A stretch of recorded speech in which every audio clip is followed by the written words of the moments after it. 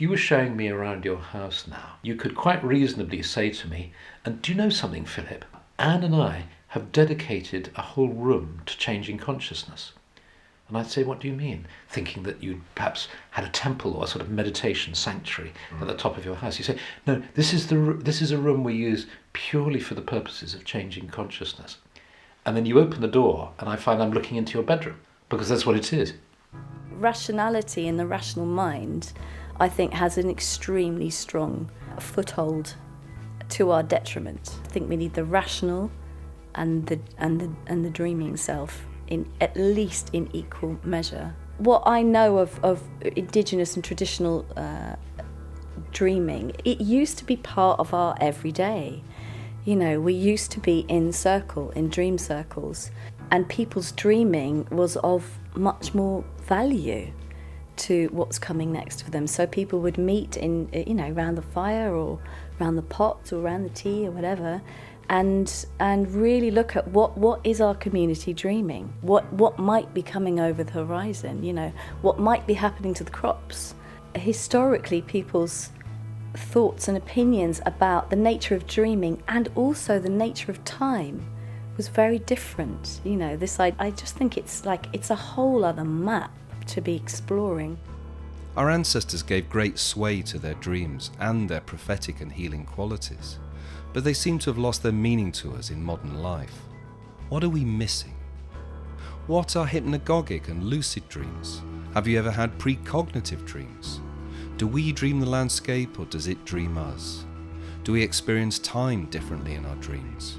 Would you like me to share my dreams with you over the next hour? What do you mean, no? Sitting comfortably? Seatbelts on? We're off on another adventure in Utopia. With me, David Brownwell.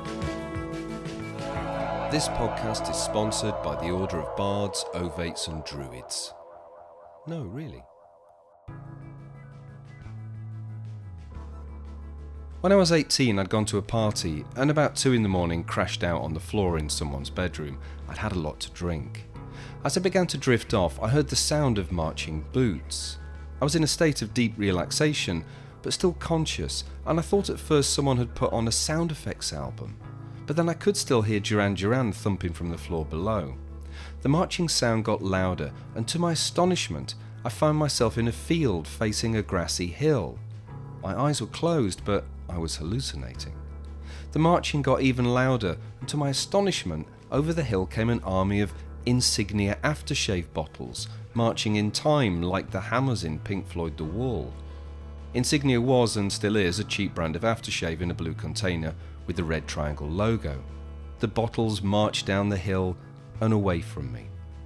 The whole thing was freaky, surreal, funny, and unnerving. The only experience I'd had like this before was being riddled with flu one Christmas and lying on the sofa watching telly, seeing the cast of Wizard of Oz leaving the TV set and dance around the room before me. But I knew then that these were hallucinations and were caused by my illness. The aftershave army was a mystery. I told no one. Such vivid hallucinations before falling asleep became a regular occurrence. I grew to look forward to them. It was like my own personal surreal TV program. And even though I was director, scriptwriter and location scout for my hallucinations, I never had any idea of what I'd see or hear. It would be many years before I came across a term to describe my experiences, hypnagogia, and I learned even later the term for those who experience hallucinations on awakening, hypnopompia. Over the decades of this, I've experienced patterns and surreal imagery, but more often than not, I'm travelling through verdant landscape, which I seem to be experiencing at both a microscopic and macroscopic level simultaneously. In some ways, it's more vivid than the world experience when awake. Also, I sometimes hear music. Often, it's operatic, with complex orchestrations and rich and resonant voices. Now, I'm a musician, but I have no passion for or experience of opera. I've never been to an opera or listened all the way through to one. It's just not my bag. Yet at night, between sleeping and waking, I seem to be capable of creating whole operas spontaneously whilst travelling through rich, lush ecosystems. Hypnagogia taught me to keep an open mind as to the mysterious nature of our nocturnal adventures. This episode aims to explore not new narratives around sleep and dreaming, but ones that we have perhaps lost touch with. We'll look at dream oracles and sleep medicine with Sarah James, explore theories around the fluidity of time in the sleep state and precognitive dreams with author Gary Lachman, and we'll finish with advice on how to get a better night's sleep with the author of Gift of the Night, Philip Carr-Gomm, who we met in Series 1. But first, let's meet Kate Alderton. Kate is a performer, theatre maker and musician, but dreaming is the current that runs through everything she does and has led to her being known as a dream fisher. I began my conversation with Kate by asking her about hypnagogia.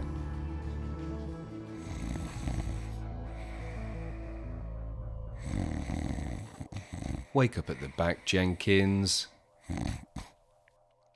So hypnagogia, I know more about when you're just drifting into sleep. It's like a corridor between wakefulness and sleeping and dreaming. And if you can stay conscious in that corridor, you can begin to start to see those dream images coming towards you, like the dancing aftershave army, which is an amazing image.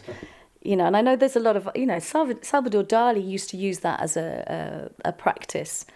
He used to sit on a chair when he was exhausted with a key in his hand and a metal plate on the floor next to his hand, so that when he'd sort of drift off to sleep, his hand would release and the key would clatter on the thing, and he'd wake up and be able to record all the images. So it's a really creative state to be in. I asked Kate if she could give an example where she'd used her dreams directly for guidance. My very first Jungian dream therapist, and I'd never been to therapy before. There's like 8 million therapists in the Southeast. I had no clue how to choose. I didn't know who to ask. And in the end, I had a really clear dream that I was literally scrolling through an internet of names, and one of them lit up. And I didn't even know he was a dream analyst. I just knew he was a therapist. And so I just thought, right, that's it. I'll do that. And he was the most extraordinary, helpful guide in a really difficult period of life. And I'm so grateful for that dream. That's not to say I might not have found another amazing therapist using my entirely rational mind. Yeah. But I do trust my unconscious, subconscious, to be an ally and assist, particularly if I've got stuff. I'm not great at making decisions in the waking world. So it's, I trust that. If you go into dream work with a bit of intention, I think it can be a really helpful, with a question, if you're actually working with your dreams with a big question like that, I think it can be a helpful way of gaining some of the subtler perspective that you are already holding, that you might not be able to think straight around or feel into in your heart because it's hard. I think it's a great way to help people access their creativity, whether they are already creative or feeling like I often am, blocked creatively. It's a fantastic shortcut away from the rational mind to plug into deep imagination and then bring back treasures to work with in whatever medium you want to, whether you're an artist or not, I get all of my creative ideas pretty much out of dreams. I love that. I think dreams are the ultimate creative outlet. They're obviously necessary for us in terms of personal growth and development. If you look, if people that smoke a lot of cannabis and people that take antidepressants quite often report much less REM sleep, much less dreaming. And I have quite a few people come to my workshops who smoke weed because they don't want to dream because their dreams are traumatic, which would suggest there's stuff that they do need to deal with, they need to confront, they need to integrate and release. And similarly with antidepressants, I think one of the reasons why people can end up on them for such a long time is because they're not processing the emotional information that's coming up in dreams, and therefore they don't have that sort of space to explore and develop, so you can end up getting stuck in a rut. Antidepressants can be super useful if you suffer from anxiety and depression so much that you can't sleep at night, and then that can give you some good sleep, but they're not designed for real long-term use because they do suppress REM. And I think dreaming is Definitely. Everyone knows if you wake up from a bad dream, you feel awful. And if you wake up from a good dream, you can be like, feeling great for a while. And one of the reasons why I got into doing dreaming workshops and researching this was because I've always been a lucid dreamer and absolutely loved my dreams. And then when I had my daughter, I had about 2 years of sleep deprivation, and I've never experienced anything like it in my life. And I felt like a completely different person, like a zombie. Like I had no dream recall. I couldn't remember my dreams. I didn't sleep long enough to have like good dreams, and it was devastating. So when I finally got it back, I was so grateful. And I realized how much it makes me feel like me to have like an active dream life and to remember my dreams and to extract useful information from them. In terms of tips, I would say write down your dreams, write down your dreams, write down your dreams, write down your dreams, or record them. Take care of your mornings. Try and give yourself some real space to let the dreams kind of percolate in your body. The body has a somatic memory of dreams. So if you lose dreams, or if you can just, and there's just on the sort of outer edges of you, if you return to one of your sleeping positions, the dream can sometimes come back. And in terms of dream recall, not being ripped awake by alarms, dogs, children, having to get up early can help. Staying really still rather than rushing to the wakeful, rational, quick, busy mind. There's this metaphor that I often use, which is, that it's like you're holding a cup of water, and the dreams are in there. And if you move too quickly, then you spill the dreams, in the morning. Taking Kate's advice, I began to record my dreams. Some of them are just plain stupid.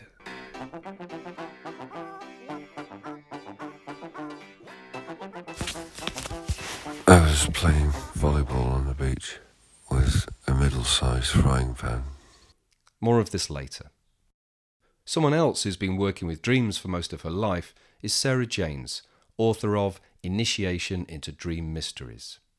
Sarah describes her life as being geared around the dream aesthetic, with a lifelong love of things like magic realism, the films of Jodorowsky and surrealist art.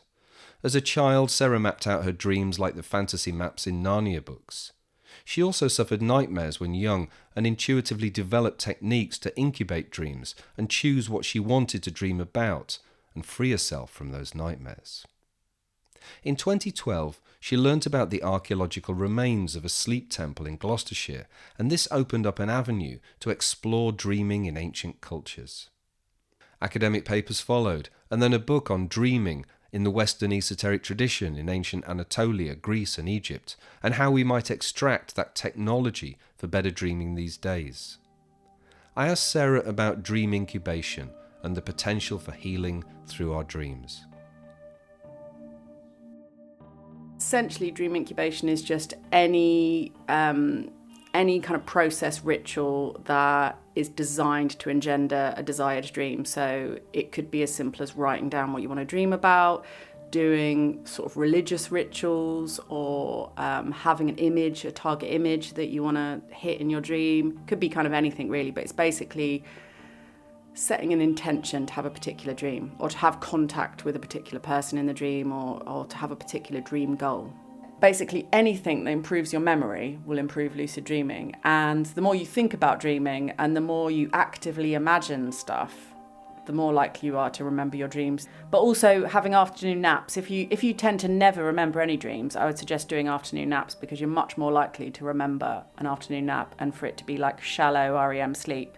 I think dreaming is a really good playground for working magic, sort of genuinely speaking. I think you can change your reality by changing your dreams first. And, quite often people have anxiety dreams, and they have these kind of dream versions of themselves that are insecure and not really the best possible version of themselves. And I think that in dreams you can learn to kind of perfect the dream version of yourself, and that will have real world effects as well. When you do have a healing event occur in a dream, it's the ideal kind of foundation for a placebo effect to take hold, because during sleep especially, you have certain genes switched on that are implicated in homeostasis, which is like the body's natural processes of rebalancing. detoxification, cell renewal, balancing hormones and things like that.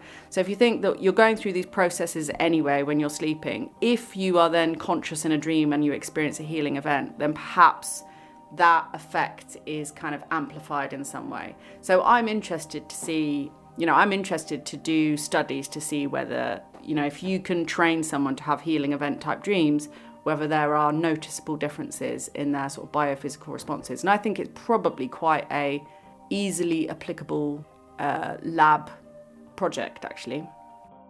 I asked Sarah if she thought we've lost touch with the significance of our dreams compared to our ancestors. I think that's almost certainly the case. For one thing, devices and device use of mobile phones massively impacts dreams. Our lives are sort of busier, more chaotic, more full of distraction.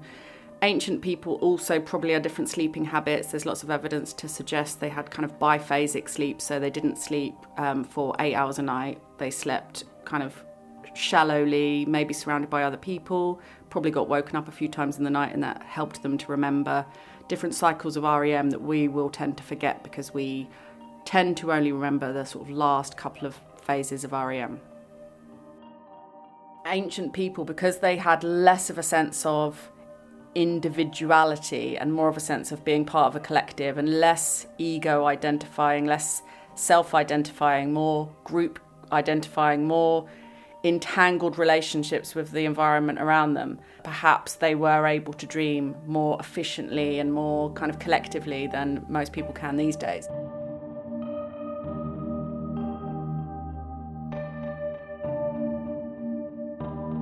Lucid dreaming is the experience of being conscious in dreams and able to control them.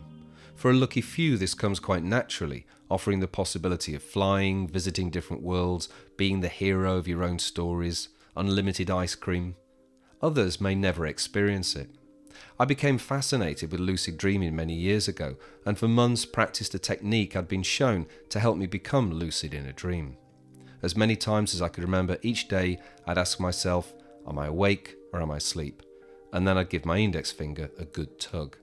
It took months, but I can remember the first time it worked, pulling my finger, watching it extend like it was made of putty, finally realizing I was dreaming and becoming suddenly lucid in a windy environment on top of a skyscraper, the sky dark purple, a kind of Blade Runner landscape all around me. I was exhilarated and so astonished that I woke up almost immediately. This, I've come to discover, is a common reaction for many. I asked Kate and Sarah about their own experiences and what techniques they'd recommend for those interested in trying to lucid dream. I remember when I was a kid, and how often if you start having a lucid dream, you get really excited and you wake yourself up out of it. And I think it's because you stop in the dream when you become lucid and you realise that you're in a dream, and that stopping makes you wake up in a way. And I remember I must have been like a teenager or something, and I read a Wikipedia entry for Frederick von Eden, who coined the term lucid, and he was describing a technique he used to stay lucid when he experienced that, like getting too excited and waking up out of it. So he used to spin round within the dream to keep the dream going, and I realised that it wasn't as fast, but I would move slowly to keep my kind of body in motion in the dream state, and that would help me stay in it. And the reason why I think AI films do remind you of dreaming is because they're constantly moving and morphing, and you're moving through space, and it's all association built. But dreaming is a kind of organic algorithm, I think. I've never been so surprised at anything in all my life. I mean, it really, it blew my mind. So I was using a few different techniques. One of them was I had stickers around the house that said, am I dreaming? So I would ask myself that during the day, because the idea is if you ask yourself enough times during the day, it will cross over into your dream life and you will begin to ask that question. The other technique I use that I found really helpful, because I do look at my hands a lot, several times, as many times as you can remember, look at your hands, really look at the detail of them, the nails, the skin, the lines on them, and ask yourself that same question, am I dreaming? And then if you catch sight of your hands in the dream, then it will kind of trigger a response and hopefully wake you up. So it took a really long time. Yeah. And I'm lazy. I'm really lazy, which is probably why I don't work with lucid dreaming a lot. I work with dreams in a really different, creative way. I always felt bad for doing talks and stuff to an audience of people that don't dream. So now I do a lot of sleep hypnosis and guided hypnagogic meditations. And that gives people at least like a deeply relaxing, imaginative experience. And I think for me, I'm trying to teach people how to expand, especially the hypnagogic experience. So that state of consciousness of semi-sleep. And if you can expand your awareness in that state, like I often describe it as Alice falling down the rabbit hole. And the more you can become aware of that, the more likely you are to be conscious in the dream later on. Now I want you to imagine yourself standing on a small grey mountain. The very tip of this mountain is dusted in white snow, and the top is surrounded by clouds and a dark blue sky. I'm going to count down from 10 to 1, and when I get to 1, you're going to be all the way down the bottom of this mountain, in a warm, lush valley, deeply relaxed, calm and peaceful, all the way at the bottom, at the very deepest level of relaxation. George Orwell lived in Brighton, Feel the chill of the clouds and he was in his on the skin. 70s, and he played piano or something in a band.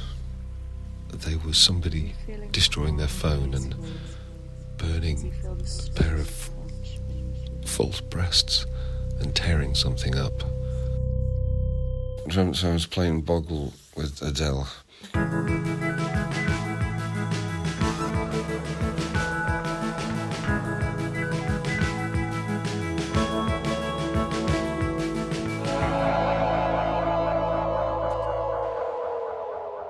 During my research for this episode, a name came up again and again in relation to dreams, healing and sleep temples, and that was the Greek god of medicine, Asclepius. I asked both Kate and Sarah to explain what he represented. So Asclepius is the son of Apollo and the mortal princess Coronis, and he was trained by the centaur Chiron and in the healing arts, and his symbol is a serpent entwined staff, and he apparently learnt the healing arts from a snake in the forest. He is essentially a dream physician, so a dream doctor, and you would go to his sleep sanctuaries, which were basically like beautiful spas, and I often describe Asclepius as being a kind of precursor to Wim Hof, because he was into cold water bathing and essentially immune boosting and immune supporting activities and rituals. So when you went to a sleep sanctuary, and they were massive places as well quite often, like the sanctuary at Epidaurus was huge. It could contain lots of people at the same time. It was one whole day of the Mysteries of Alephsis was spent there for the Feast of Epidaurus. So it was like a big institution, and kind of it was the hospital of ancient Greece as well, and it became more sort of materialistic as time went on, but they existed for 2,000 years, and the dream physician Asclepius was always considered to be the sort of supreme healer. Epidaurus, which is the kind of the huge site in just outside Athens, was somewhere where people would go, and they would pilgrimage for weeks and months to get there. They would get there to go and see theatre, to look at their health from a spiritual, physical, dietary perspective. And then when they'd kind of gone through all the different realms of theatre, medicine and nutrition, they would then go to, if they were invited, be taken to an abaton, which is a dream chamber by the therapeutes, in the hope of incubating a healing dream. So the idea was you would have this sacred sleep, enkoimesis, and during that sleep it would be ideal if Asclepius appeared to you in the dream, and or maybe in his physical human form, maybe in a snake or dog form, and do something to you that would act as a healing event, and then you'd be healed spontaneously in the dream. That was the dream ideal. And then also he might, or someone else might in the dream, give you clues for a medicine or a treatment that would work, and then you would tell the temple attendants and they would see to that cure. And there were all these votive offerings outside the abatons, outside the dream temples, where people would kind of say what they had received in the dream realm, how they'd used it, and what had happened next. And so there's this kind of amazing, there's this afterlife of dreams that has come through. I asked Sarah what happened to this holistic approach to health that gave value to our dreams as a potential for healing and divination. Did monotheism stamp it out? It was absorbed into Catholicism and Christianity. So especially if you look at something like Greek Orthodoxy, they absorbed a lot of the traditions from the sleep healing and the dream physician Asclepius, who was a sort of rival Jesus back in the day. So when Christianity kind of came full power, they stamped out all kind of pagan worship. But interestingly, they absorbed some of the rituals and the connection through things like miracle snakes and sleeping for receiving visitations or healing from the saints. They changed it into the saints rather than the pagan gods. So predating the sort of purpose-built sleep sanctuaries, there was always this idea of temple sleep, or there seems to be this idea of temple sleep. And that temple sleep idea probably derives from rituals around necromancy, so sleeping on graves or sleeping near buried bodies to connect with dead people in dreams for guidance, for magical purposes. And then that kind of developed, once we're talking about sort of developing religion and building big structures, into temple sleep, so that because a temple was seen as being the kind of earthly domain of a particular god, a sacred precinct that was dedicated to a particular god or goddess, if you slept within that sacred precinct, then that seemed likely that you were going to be able to dream with that particular god or goddess, and that they could influence your dreams. They might... Usually it's about divination and oracles, about wisdom and insight, but then it's also about healing and receiving healing from these entities as well. So what's your personal opinion about what is going on when we sleep? Because if you talk about necromancy and connecting with dead ancestors, is it all been generated from us? You talk about placebo and self-healing, or do you believe there is something more than that in terms of connecting with the dead, connecting with other dreamers, or a conscious continuum or a dream continuum? I think there's both. Also, I think there's scope that certain types of dreaming are accessing a consciousness continuum, which is, I think, what people like the First Nations of Australia would think with regards to dreaming. And I wonder whether ancient people, because they had less of a sense of individuality and more of a sense of being part of a collective, and less ego identifying, less self-identifying, more group identifying, more entangled relationships with the environment around them. As well as online courses, sleep hypnosis and guided meditations, more recently Sarah's even been running dream symposiums in Athens. So I asked her what her ideal dream temple might look like. It would have to be like an amazing feng shui site. So first of all, I think feng shui requires hilltop location, mountains, caves, sacred spring, amazing view and vista of beautiful countryside with the sea at the bottom. That's like absolutely no-brainer. You need that. Then I would have like natural, harmonious, sacred geometry built houses that you could sleep in on your own, that were ideal sleeping conditions for like an individual to sleep in. It would be more like a spa than a hospital, but like a really beautiful natural substances type spa. And I think I would, one of the big things in the Asclepians is that you had to go through catharsis and purging. So fasting was an important ritual, but then also catharsis and expression through like art. So I'd have activities like that. And I think I would just like to do lots of experiments to see what you could get to happen in dreams, because I think that it's a really understudied area. Like, people are exploring the science of sleep and how sleep is so beneficial for our health, but I think that dreams have way more power than we are currently kind of given credit for at the moment, and actually they can be developed as a superpower. So I would be trying to develop dreams as a superpower for my patients in my sleep hospital. That our dreams can offer creative inspiration is something I've experienced directly. I've dreamed melodies to songs that I've used, and when writing a book, I've often woken in the morning with a fully formed sentence or even a paragraph that works perfectly for where I'd been stuck the night before. Thomas Edison, like Dali, used to like an afternoon nap. He would hold ball bearings in his hand, and as he drifted off, the bearings would drop into a steel pan. He'd be jolted awake, usually with a new idea. That our dreams might offer us insights into mental and physical illness might seem less plausible to some, but cutting-edge work is being done with psychedelics for issues like depression and addiction. This is not a million miles from the idea of a sleep temple, and that our unconscious, for want of a better word, can play a key role.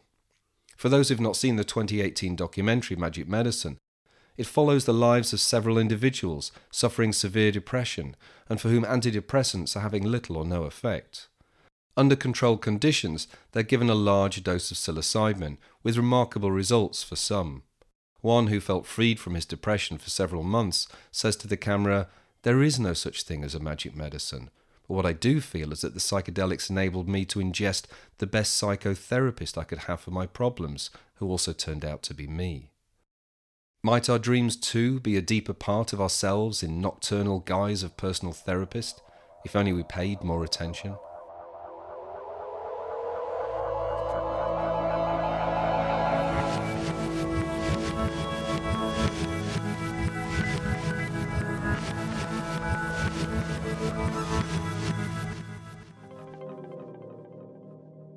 For a period of 6 months, I recorded my dreams, mainly on my phone's voice memo. The ones I tended to remember were the ones I'd had from waking around 4 a.m. and then dozing off again. As Kate advised, I kept still until I'd recorded them and was usually pretty sleepy whilst I was doing it, which is why I sound drugged in some of these recordings. The more I focused on this, the more I seemed to remember my dreams. I even had one during the making of this podcast in which I dreamt I was in Canada doing research for a podcast episode on dreaming. Very meta. One quote I came across during research was from Rabbi Hizda, a 4th century Talmud scholar, who said, "A dream uninterpreted is like a letter unread." I got a lot from analysing my dreams, most of which is either too personal or too boring to share, but it was only when I came back to listen through that I was surprised to find recurring themes, such as travel by plane and ferry. I was at the airport and I realised I hadn't got any travel insurance. I dreamt I was taking a plane to Mississippi. I dreamt that I travelled by ferry to the Isle of Man. I dreamed that I'm on a ferry. To preserve my seat, I put 2 old flannels over it and a duster. There were sad dreams like the death of my cat, classic strange ones that were undecipherable. And there was a time during my research when I was feeling quite unwell, bogged down with fatigue. So I began to ask my dreams what to do about this. On the first night, a surprise guest turned up at a Radiohead gig. I got tickets to see Radiohead live, and the support band was Saxon. Little unlikely, I know. But they had a surprise guest who they announced as Dr. Legg from EastEnders, and everyone was excited about this because he was answering everyone's medical problems. He'd be doing that live from the stage. Of course, because I wasn't lucid, it didn't occur to me in the dream to actually ask him anything. When I asked myself how to shift this illness, the answer was more stoical. Read the Stoics. Be more stoical seemed like a direct response from my unconscious, which I took to mean man up. Certainly it felt that responses to questions about my illnesses were starting to manifest in my dreams. But until I began this experiment, I'd never dreamt a fully formed story, and one, I think, worthy of an episode of Black Mirror. I have a dream that I've written a story. A Nobel Prize-winning scientist who discovers a way of detecting consciousness, and he describes it as nodes and networks, in that the nodes are the individual consciousness of humans, but there is a network that connects all of them, so they're not in isolation. It's a field, but he's able to detect them and therefore kind of map where everybody is all the time, so billions of nodes can be seen using some scientific equipment. But then he discovers an anomaly. He discovers these places in the world where they don't act according to how they should. And the story is about tracking down these anomalies and discovering that people who are cryogenically frozen are still conscious and are screaming in agony. And the protagonist of the story has to decide whether or not he has the right to kill these people who are frozen. In giving attention to my dreams, they definitely started to get more interesting. I've now made it a regular practice to ask myself for solutions to problems before going to sleep. Sometimes they offer insight, other times they're just undecipherable. During these experiments, I also had a precognitive dream, one that I wrote down rather than captured on audio. I dreamt that a skinny guy with a beard asked permission to roll a cigarette on the wall outside my house. Skinny guys with beards never hang around outside my house. I live in a quiet cul-de-sac in Brighton. A few days later, the food delivery guy turns up, young, skinny and bearded. While I'm checking the order, he asks if he can sit on my wall and roll a cigarette. He sits in the same spot as in the dream. Had I already dreamt this happening? This isn't the first time I've had these kind of dreams. Each time the similarity between what I dream and what happens a few days later seems too singular to be a coincidence. The idea of precognition in dreams is not commonly accepted by mainstream thinking, as it would, after all, be classed as an extrasensory perception. Yet this and divination through dreams were commonly practiced by our ancestors.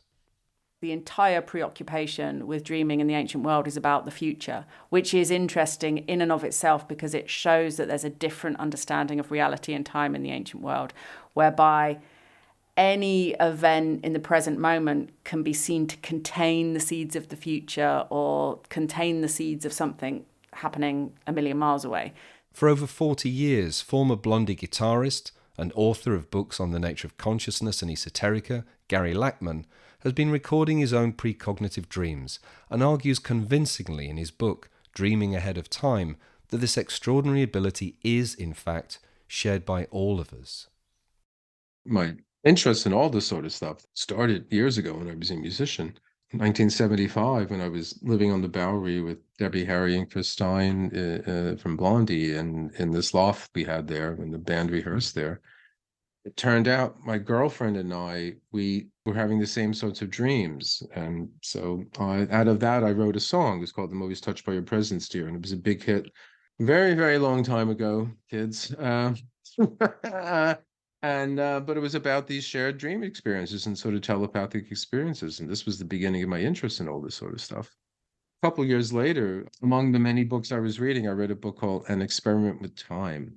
And it's by a fellow named J.W. Dunn. And he wrote this book in the 1920s. And just by chance, he discovered that bits and pieces of his future were turning up in his dreams.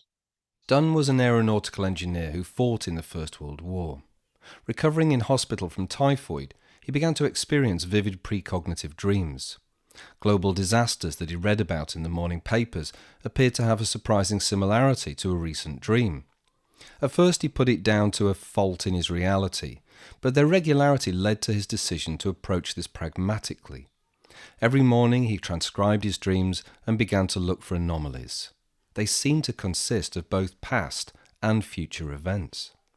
He enlisted the help of friends and colleagues to do the same. For Dunn, the evidence soon became overwhelming. Our dreams are composed of past and future experiences.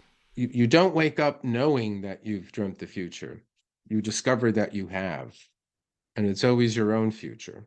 So it led him to believe that this was something that's a common occurrence. Most of us don't recognize it because we don't pay attention to our dreams. We don't pay attention to our daily experience anyway as well. But if you did pay attention to both, they would line up and you would see, oh, geez, wow. And that's what happened to me. I said, okay, I'll just start writing my dreams down. And fairly soon after I started doing it, bang on, I had a few in a row and I was completely sold on it. In 1927, Dunn published an experiment with time. In it, he formulated a philosophy, serialism, in which he proposed that time is a mentally imposed barrier by our waking consciousness. When in altered states of mind, however, such as sleep, it stretches out before us. While Western culture may live by a clear linear model for time, it is not so for others. Anyone who has experimented with psychedelics will recognize time's fluidity. Gary mentions a book, The Dance of Time, by Edward T. Hall, an anthropologist who explored different indigenous cultures' relationships to time. For these people and for ancient people, different times of the day have a different character. And he talks about how their sense of time was polychromatic. Our Westerners, moderners is monochromatic. There's just time. So they have like different kinds of time. This kind of primordial time in which these mythological events take place. This was this notion of the Australian Aboriginals, which was a time that paralleled everyday time, but it was a time in which primal events happened, which laid out the landscape.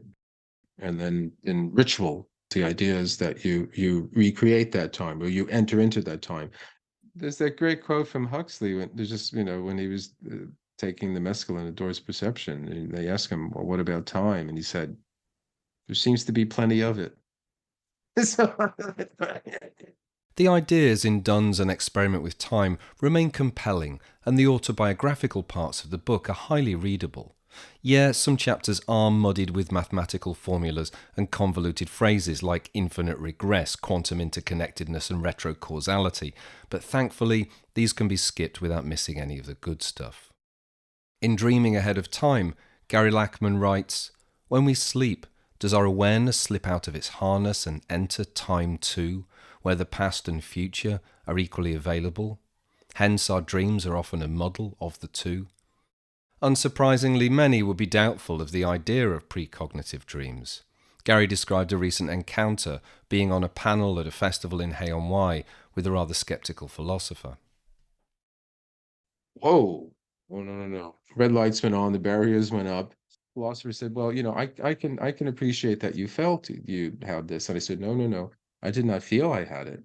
I had it. This happened. This is something that actually happened. And actually I have 40 years of experience writing down in my journals. And, it's that, well, yeah, it would be nice to think that you did. And I understand how you might want to feel that way. And I always want to say, well, I understand how you might want to feel like you can reduce it, how you makes you feel so superior and somehow. So all I can say is, I'm as convinced that precognitive dreams happen as I am convinced that, you actually are who you are on the other end of this strange phenomenon I'm staring into my computer screen. I used to have extremely humdrum precognitive dreams, like really boring precognitive dreams, and then some absolute whoppers that used to blow minds. And where that comes from, I don't know, but my experiences, they were true a lot of the time. While Dunn's ideas can neither be proven or disproven scientifically, his experiments can be tried out by keeping a dream diary and looking out for anomalies. In all dream analysis, it's worth noting the presence of humour, symbolism, and the irrational.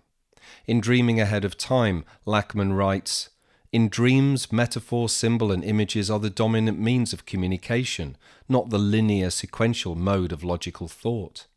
One of the habits of dreams is to make puns and tell jokes, allied forms of witticisms. We can think of dreams as a game of charades in which it's up to you to guess what the dream is aiming at. A pun in a dream is a way of sugarcoating some pill of self-knowledge that would otherwise be difficult to swallow. In quoting Victorian social reformer Havelock Ellis, Lachman concludes, one might almost say that in dreams, subconscious intelligence is playing a game with conscious intelligence.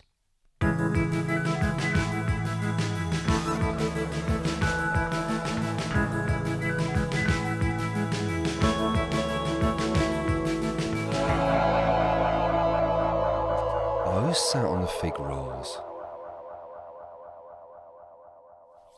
As we near the end, let's take a little time and spare a thought for those who might relish the idea of some of these dream experiments, If only they could get a good night's sleep first. 1 in 3 people around the world experience some form of insomnia, and it can be crippling for some. At times I've been laid low by it, unable to think, function, or face the world until it passes. We first met psychologist and psychotherapist Philip Carr-Gomm in Series 1. His latest book, The Gift of the Night, tackles the subject of insomnia. He takes an approach that combines sleep science with spiritual perspectives and uses insights gained from his work in psychedelic psychotherapy to come up with a 6-point program to improve the quality of our sleep. I challenged Philip to summarise his system in about 3 minutes. I work in psychedelic therapy, and one of the sort of basic models is the concept of setting, and the mindset, the particular attitude of mind and heart. So in terms of sleep therapy, what it occurred to me was that they're very similar in as much as in psychedelic therapy, you're looking at how can we go from a normal state of consciousness to a very altered state of consciousness, comfortably, and back again to a normal state of consciousness. That's exactly what you want to do with sleep. So I think it's very helpful to use the lens of setting. And then as regards set, what we're talking about is what's called in cognitive behavioral therapy, cognitive restructuring. And then in setting, we look at what in CBT is called sleep hygiene. I am amazed by the lack of interest so many people have in sleep hygiene, and they'll sleep with their mobile phone on a pillow, for example, or all the lights on, or the TV on in the background. So that's basic sleep hygiene is dark room, cool bed, have a bath before you go to bed because that actually lowers your core temperature. And I am a massive detractor as far as memory foam mattresses or any kind of Why those? gel, those horrible, thick, rubbery mattresses. There's no airflow and you get hot on one side and you're cool on the other side. And I think that it's probably the cause of way more sleep disruption than we recognise. And if you get hot in the night, you have nightmares as well. So that's also not good. So the ideal is linen sheets, silk pillowcases, decent old school mattress, window open a crack, totally dark room and quiet. Okay, tips for getting to sleep. For a lot of people, this picture will be really familiar. You're watching the telly in the evening or relaxing and you feel really sleepy and you almost nod off on the sofa.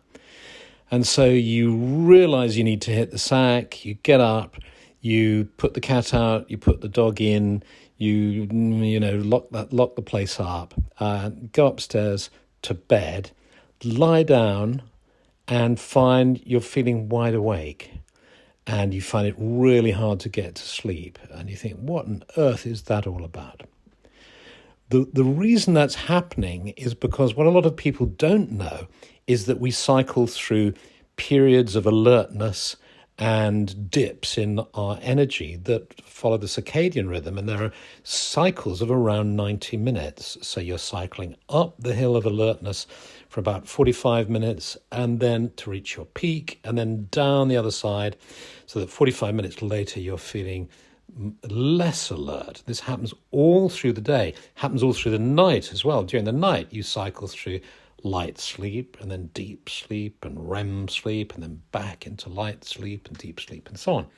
So what it means is that during the day when this happens, you're basically hitting a trough in the evening, and at the lowest part of the trough, you decide that you're going to go to bed. It takes you 20, 30 minutes to get organised and to actually end up in bed, by which time you're almost at your peak. So you lie there, 10, 15 minutes later, as you're lying there, you're at your peak of alertness again, and you can't get to sleep. So the trick is to either wait for 45 minutes, or more sensibly perhaps, is to work out your rhythm, and there are ways of doing it that I explain in the book. And then what you do is you set an alarm, knowing how long it takes you to get organised for bed. And so when the alarm goes off, you'll be feeling, perfectly wide awake. But the alarm goes off, and what you do is you set in motion what you have to do, and you end up in bed just before you hit the trough. And so you hit the trough, and that helps you to go to sleep. And then there are a whole bunch of techniques that I list in the book to help you at that point drop down into sleep. These include hypnotherapy, yoga nidra, tapping, the power of sound, and doing a review of the day in bed before you sleep. Obviously, we haven't got time to go over all of these, but you'll find them with a quick Google or by buying Philip's book.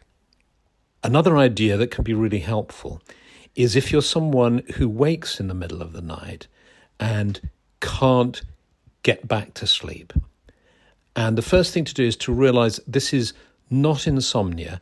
This is evidence that you're sleeping, you have a dual phase or biphasic sleep pattern, which is the sleep pattern that probably our ancestors have lived through for thousands of years. And there's lots of historical evidence around that. If you put people in caves, they tend to sleep in 2 blocks of about 4 hours with some hours in between those 2 blocks. So what you're doing is, what you're experiencing is completely natural. So then the question comes, okay, well, what do I do about it? And then it's a question of making adjustments, and there are all sorts, again, lots of ideas are suggested in the book of how you can cope with that and work with it.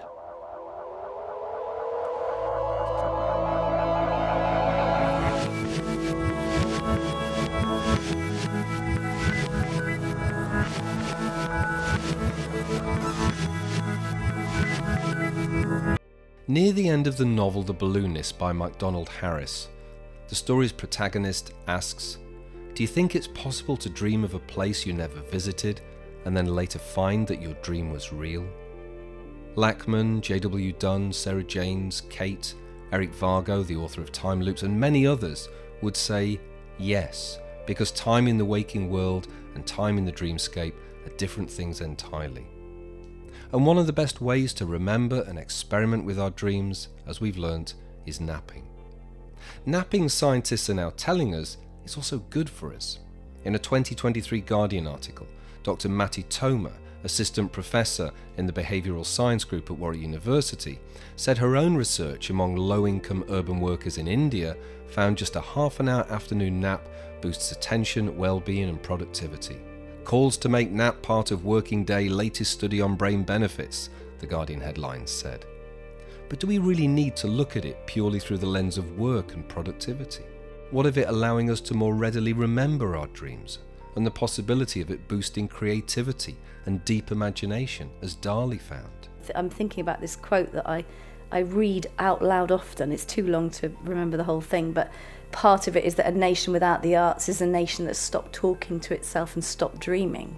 And the arts are being so cut now. Yes, we need them. We need the Bowies, the Bjorks, the Bushes, and everybody that is here now to dream out loud for us up on the waking world. I think dreams can give you access to the deep imaginal realm that exists either inside us or outside of us, if that's the model that you're going for. You know, real access to the deep imagination. And it's from deep imagination that all our inventions, our art, you know, the solutions to so many of the problems that society is facing come from deep imagination. Listening deeply to the subtle realms, whether they're generated inside us or generated from a collective field of consciousness. You know, I don't feel consciousness exists in containers. You know, I think whether I'm thinking about that in terms of dream work or psychedelics or you know, the natural world and our relationship with it and how we interact with it, I think that there is a relationality between humans who dream, humans and animals, humans and the planet, animals and each other, plants and each other. Dreaming can really invite into cultures and community and groups of people the marginalised thoughts that we hold in our collective unconscious. You know, the things that the rational mind might find it really difficult to express with words, but the poetics of and the poetic language of dreaming will deliver it in a very beautiful, creative, mysterious image, which we can then unpack and try to get some kind of sense of. And I love it. I love that. When I travel through exotic landscapes in the hypnagogic state, Am I dreaming the land, or might it be dreaming me? After reading and watching Picnic at Hanging Rock, I've often wondered whether the girls who disappear in the story are swallowed up in the dreams of the outback and that strange rock formation. Do we dream our myths into existence? Might the universe be dreaming us into existence? Sometime in the 4th century, so it's reported, Taoist philosopher Chuang Tzu woke from a dream in which he had been a butterfly and knew nothing of his life as Jiang Tzu. The philosopher came to wonder, what if everything that seemed real to him was but the dream of a butterfly? Right now, you might want to pull your finger and just ask yourself this: am I awake or am I dreaming?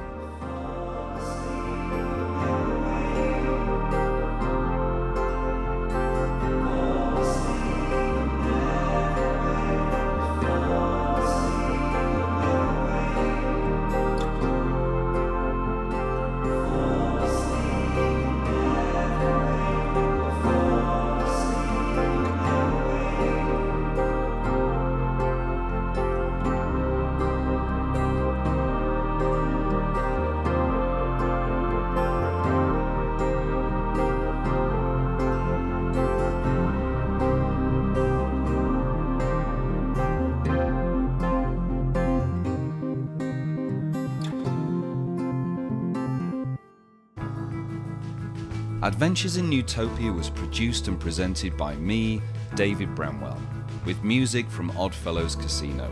For more info, go to drbramwell.com or contact me on Twitter at Dr. Bramwell. Huge thanks to all of my guests in this episode and for the support of Hawkwood College. The idea of Newtopia was established by John and Yoko in 1973 as a place with no boundaries and whose international anthem is silence. Gratitude and support to our friends at Journey to Newtopia for their role in our provenance. This podcast was made possible by the generous sponsorship of the Order of Bards, Ovates and Druids. You can tell a lot about a podcast from the folk who choose to sponsor it. Our rival podcast and nemesis, Escapades in Futuropia, stupid name, may have bigger budgets and more competent presenters and better guests, but let's not forget that they're sponsored by oil magnates, dictators, tyrants, and companies who make penny whistles for small children.